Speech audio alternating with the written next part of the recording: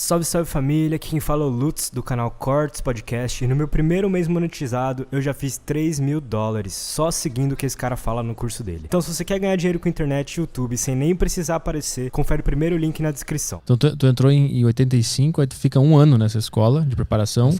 E aí tu vai pra rua. Pro estágio operacional. Estágio. Você trabalha você e um policial já formado, um cara mais antigo que já tem uma experiência boa. E aí tu fica quanto tempo nesse estágio? Até a vida toda, nunca acaba, né? Você sim, ou você tá ensinando ou você tá aprendendo, mas você já é um policial formado. Nessa primeira, sei lá, nos primeiros meses, quais foram os principais pontos que esses caras te passaram que tu sacou que acontece na rua?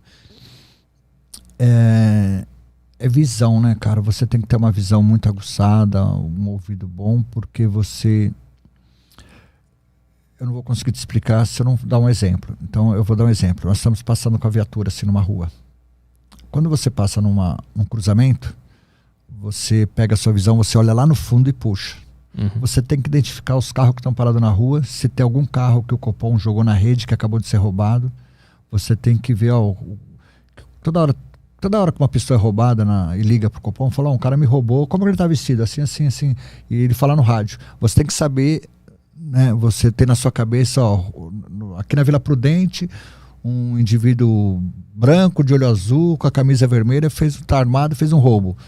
Você já tem que buscar esse cara em todo lugar que você olha. Todos os comércios que você passa, você tem que olhar lá dentro. Por isso que às vezes as pessoas falam assim, a viatura passou, ficou olhando para dentro do carro. A gente quer saber se dentro daquele carro, aquele Gol preto, tinha um cara negro, vestido de branco, com boné azul, porque acabou de falar que um cara fez um roubo.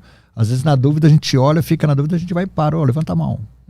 Tu vira um radar ambulante, que tá sempre pesquisando. Mas é uma coisa natural. Eu quando me aposentei, eu não sei se é o número, esses são hoje, só na área que eu trabalhava, eu roubava 70 carros por dia. Como que você vai guardar na cabeça todas as placas do carro da sua área, fora outra área que não joga, porque é difícil o cara atravessar toda a área, né?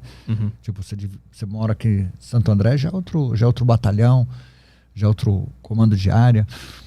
Então você fica com a cabeça a milhão. O policial tem um motorista, vou falar da Força Tática, eu trabalho mais em Força Tática, né? O motorista tá aqui, tem um cara atrás dele que chama o terceiro homem. Esse cara, ele olha todos os carros, placa e recheio. A gente fala, placa e recheio, tem a prancheta lá, placa e recheio, tem que olhar. Recheio? O recheio é o que tá dentro, né? Então, placa e recheio. Você viu o recheio daquele carro lá? O sargento às vezes pergunta pro banco de trás, você viu o recheio? Não, 2 caras, uma mina, tal, 2 senhores, 2 senhoras.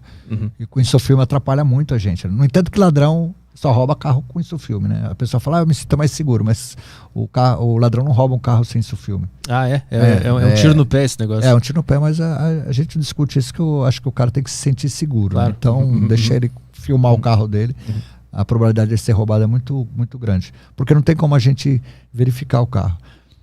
Porque o que acusa o infrator é quando passa por uma viatura, só o jeito dele olhar pra gente, tem alguma coisa errada. A gente já identifica na hora, é muito difícil o cara passar batido. Por isso que a gente prende tanta gente, cara. Porque né, nesse olhar. Do olhar já gera alguma coisa suspeita, aí você para pro diálogo, e aquelas perguntinhas, onde você estava? Você mora onde? Você veio da onde? De quem é esse carro? Tal. Tu identifica que o cara tá tenso, que ele tá nervoso. Sim. Pelo olhar. Pelo olhar. O olhar é a janela da alma, né? Você consegue identificar muitas coisas através do olhar. Então, o nosso tipo de trabalho é esse. Essa detecção do olhar da pessoa, ela vem com a intuição ou existe uma literatura ou aulas que eles ensinam? Tem literatura. O cara, quando você pergunta ele olha pro lado esquerdo, é porque ele está procurando uma resposta que ele não tem, então ele já vai mentir. Né? Então, mas eu tô falando assim, no olhar, a expressão da pessoa, tem gente que tem mais capacidade, outras não, né? De identificar se a pessoa está mentindo, se ela está contando historinha, ela tem essa... Mas antes de ter esse contato do diálogo, só de olhar para a pessoa passando assim, tu já consegue sacar se esse cara está nervoso ou não. Nós falamos que isso se chama até tirocínio, né? Isso a gente não pode nem mais abordar falando isso. Antigamente a gente abordava usando isso. Nós podemos abordar pessoas, antigamente falava atitudes suspeitas, né? Hoje o cara estava suspeito, mas aí o juiz pergunta, por que é suspeito para você? Porque ele é preto? Porque ele é branco? Como que você vai explicar isso? Porque eu olhei, você fala, não, eu olhei no olhar dele e achei suspeito. Sim. Então isso aí caiu por água. A gente faz isso aí, né? Os policiais da ativa que são bons devem fazer isso, mas deve falar outra coisa pro juiz, porque você não pode abordar uma pessoa porque você achou ela suspeita. Pelo olhar. Isso não é mais um argumento. Então isso aí não funciona, porque isso aí faz bem para a sociedade, né? Então quando, às vezes, nem sempre, às vezes o cara tá só sem carta, às vezes ele fez alguma coisa, a gente não sabe o que ele fez, mas fez alguma coisa errada, mas não tá cometendo um crime na hora lá. Mas a maioria dos casos que a gente pega é dessa maneira, o cara fez alguma coisa errada, porque quando o cidadão, mesmo que ele é de bem certinho, ele passa por uma viatura policial, ele vai te olhar, ele não vai disfarçar, virar a cara. Ele vai te olhar e aquele olhar ele gosta da polícia, ele odeia você, ou então nesse olhar ele vai falar que ele está fazendo alguma coisa errada e ele vai demonstrar nesse olhar. Então, você não tem como a gente explicar o que é isso. Às vezes eu estava comandando uma equipe, eu também fico olhando para os carros recheios, eu olho a calçada aqui que eu estou passando e olho para os carros que vêm e tal. Aí eu falo para o meu banco, que geralmente é um recruta que ainda tem 5 anos de polícia, né? Para nós é um recruta, já é um cara experiente, mas a gente não fala que a gente trata ele como recruta, né? Aí eu falo, você viu o recheio daquele cara? Daquele carro ali? Aí o cara fala, e o que você achou? Aí eu falo, você volta lá, vamos ver, tem alguma coisa errada lá. E sempre tem. Se eu falo para voltar, né? Uma experiência que a gente tem, se eu falo para voltar, os caras, como que você sabia? Eu falo, pô, tava escrito na cara do cara, pô. Isso vira natural depois de um tempo. Não, uma coisa, né? Vira intuitivo. Isso que eu tô falando pra você, não tem como a gente explicar isso, que nem na lei isso aí vale. Você fala para um juiz que você viu, o cara te olhou diferente. Como que você vai explicar isso? Porque você não tá na lei. Então, o cara demonstra, a gente tem que falar em outras palavras, o cara, ao presenciar a viatura policial, ele demonstrou um certo nervosismo, tentou se desvencilhar da abordagem, então você tem que inventar, mas na verdade isso aí a gente trata como um tirocínio, a gente sabe que tem alguma coisa errada, a gente para às vezes para ver o que é.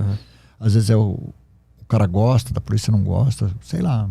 Ou então ele fez alguma coisa errada, às vezes ele tá sem carta, ele vê a polícia, ele já treme, ele começa a suar. Você só para, às vezes para assim no farol, você olha do lado do cara, o cara tá assim, ó. Não precisa nem ser muito sério. Começa a suar, tá frio, o cara começa a suar assim. Quando eu esquecia a CNH em casa, eu ficava assim. Aí você faz assim na cena, uau! Aí o cara desmaia. Então, isso aí não tem como a gente explicar. O cara demonstra pra gente no dia a dia.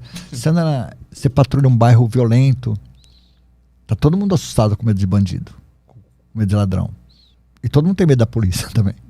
Então, fica difícil trabalhar. Mas que eu falei pra você, é um mal necessário. A gente precisa estar lá. Porque se não tiver, vira Bangu.